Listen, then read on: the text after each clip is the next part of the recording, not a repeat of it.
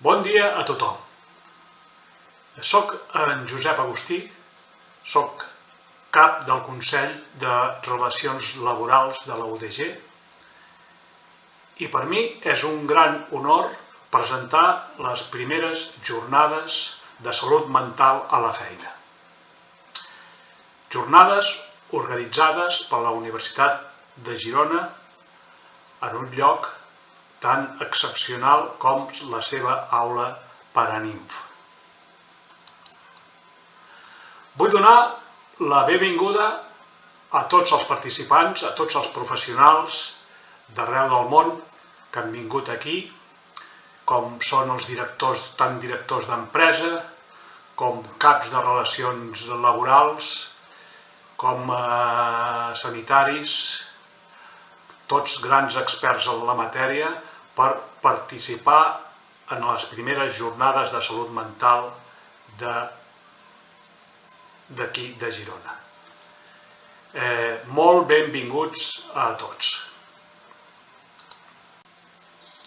Els objectius d'aquestes jornades, a trets generals, són primer conscienciar a les empreses que la salut mental també és salut laboral. Crear protocols de prevenció dels riscos d'origen psicosocial. I en el treball, igualar la seguretat física a la seguretat psíquica. La situació actual. La salut mental a la feina provoca absentisme, esgotament i reducció de la productivitat. De totes les empreses de Catalunya, només el 12% avalua els riscos psicosocials i el 42% de totes les empreses de Catalunya avalua els riscos físics. Hi ha una gran diferència. Les causes de les malalties de salut mental a la feina són treballar molt de pressa, amb terminis molt ajustats, feines desmesurades. També influeix molt la fatiga mental a causa de les TIC. Els constants canvis tecnològics, com també la connexió digital permanent, el que es diu el burn-out.